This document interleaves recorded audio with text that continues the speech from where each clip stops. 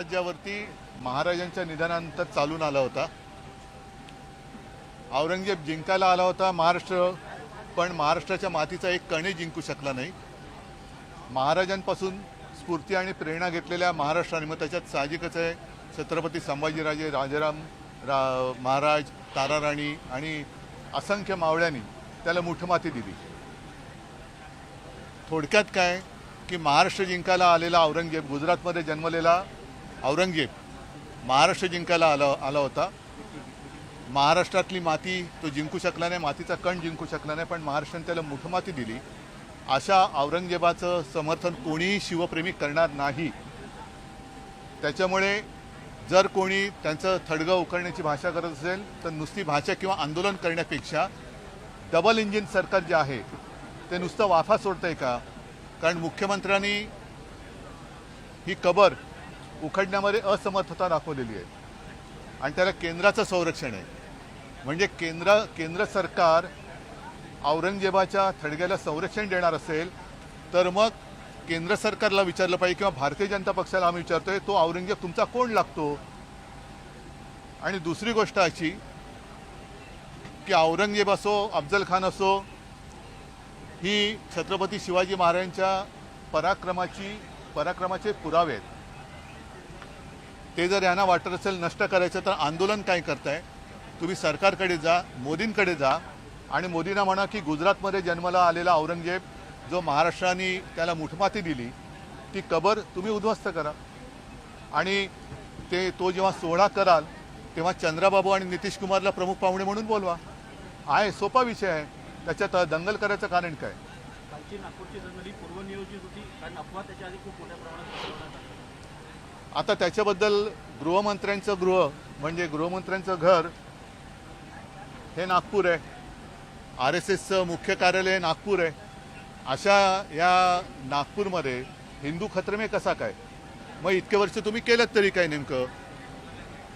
मग पूर्वनियोजित असेल तर तुमचं गृह खातं झोपा काढत होतं का? हा पूर्वनियोजित कट तुमच्या कानावर आला का नाही? आणि जर आला असेल तर तुम्ही त्याच्याकडे दुर्लक्ष केलं का? या सगळ्या एका प्रश्नामध्ये अनेक प्रश्न दडलेले आहेत। जसं अधिवेशन सुरू आहे, अधिवेशनामध्ये राज्याचे जनतेचे प्रामुख्याने प्रश्न सोडवले गेले पाहिजे, मांडले गेले पाहिजे। मात्र औरंगजेब नाही, अगदी तुमचा प्रश्न योग्य आहे।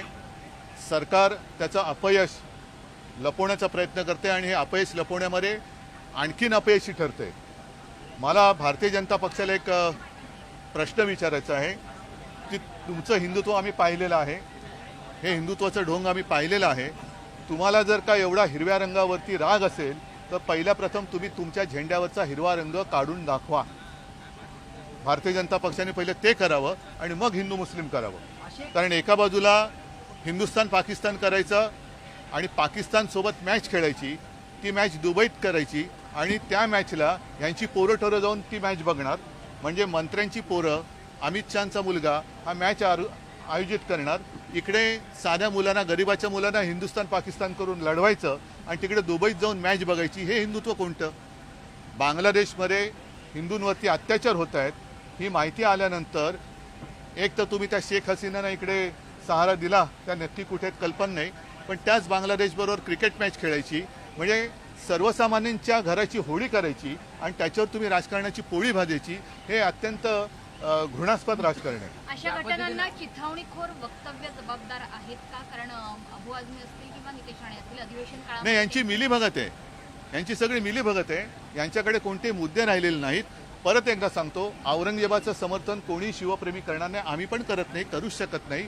पण हा विषय काढण्यापूर्वी ज्या हतबलतेने आज मुख्यमंत्री म्हणालेत की त्या कबरीचं आम्हाला रक्षण करावं लागते, जा ना मोदींकडे जा आणि तुम्ही ते रक्षण तुम्ही करताय हे सांगितलं, त्याच्याबद्दल मी मुख्यमंत्र्यांना धन्यवाद देतो। मग औरंगजेब तुमचा लागतो कोण हे उत्तरही मुख्यमंत्र्यांनी द्यावं।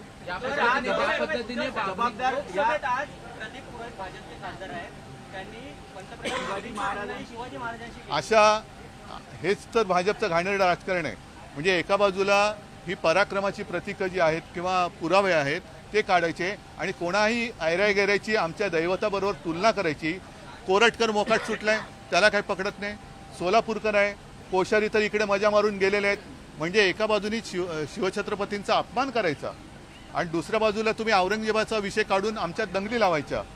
असा म्हणजे खरोखर कर्तृत्वहीन माणसाची छत्रपती शिवाजी महाराजांबरोबर तुलना करणाऱ्याला एकाला तरी भर चौकात फटकावला ना तर पुढे प्रकार होणार नाही. पण दंगलीला जबाबदार कोण? पायऱ्यांवर आंदोलन केलं, जो पक्ष सत्तेत आहे त्या पक्षाचा उपमुख्यमंत्री आहे. अशा वेळेला औरंगजेबची कब्र काढा म्हणून आंदोलन करतात पायऱ्यांवर. म्हणजे हे अपयशी सरकार आहे, फसवेगिरी करून सत्तेवर आलेला आहे. आणि तो जो प्रश्न तुम्ही विचारलात की यांच्या सगळ्या फसव्या योजना ज्या थापा यांनी मारल्या होत्या निवडणुकांमध्ये, लाडकी बहीण असेल, लाडका भाऊ असेल, शेतकऱ्यांची कर्जमुक्ती असेल, बऱ्याचशा गोष्टी. आता मी बसलो होतो त्या शाळेचं अनुदान, म्हणजे शेतकरी आत्महत्या करतायत, त्या नागरीने आत्महत्या केली, पाण्याच्या कैलास नागरीने आत्महत्या केली.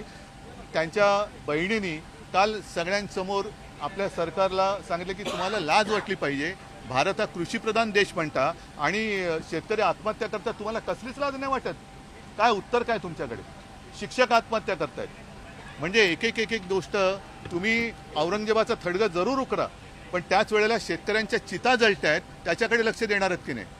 शेतकऱ्यांच्या चिता जळतायत, आत्महत्या करतात शेतकरी, त्या चिता जळतात तुमच्या डोळ्या देखत, आणि तुम्ही औरंगजेबाचं थडगं उकरताय. तर एकदा उकरून तो विषय संपून टाका. पण दंगलीला जबाबदार कोण वाटतं तुम्हाला? असं म्हणतात भाजपचे आमदार, असं म्हणतात की पोलीस तिथे उशीर आले, एकीकडे चिथावणीखोर वक्तव्य आणि म्हणजेच- हिंदू परिषदेचं आंदोलन झालं. म्हणजेच सरकार अपयशी आहे ना. तिकडे RSSचं मुख्य कार्यालय, तिथे RSSच्या कार्यालयाला डबल+ सिक्युरिटी आहे. अशा परिस्थितीमध्ये नागपूरमध्ये दंगल होते कशी? पूर्वनियोजित असेल, बाहेरून लोक आले असतील, असं एक उपमुख्यमंत्री काहीतरी म्हणाले म्हणतात. म्हणजेच काय की स्वतःचं सरकार किती दुर्दैवाने मी म्हणेन की बेकार आहे, हेच त्यांनी म्हटलेलं आहे. अनिल परब बोलत असताना उपमुख्यमंत्री एकनाथ शिंदे हे आक्रमक झालेले पाहायला मिळाले. आक्रमकपणे ते आक्रमकपणा नव्हता, तो भेदरटपणा होता. त्या भेदरटपणाला आक्रमकपणा नाही म्हणतायत. आज अचानकपणे ते आक्रमक झालेले दिसले. आज अचानकपणे ते आक्रमक झालेले दिसले अगदी. अहो, त्याला आक्रमकता म्हणत नाही हो, त्याला भेदरटपणा म्हणतात.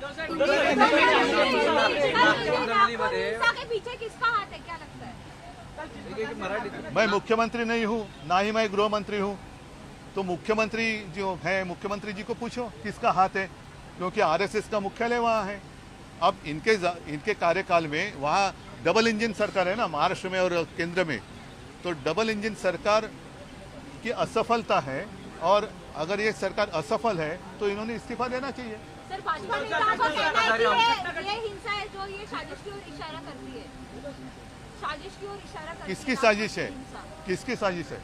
और इसलिए मैंने कहा कि जिसका जन्म गुजरात में हुआ था, ऐसा औरंगजेब, जब हमारे छत्रपति शिवाजी महाराज उनके पश्चात महाराष्ट्र के ऊपर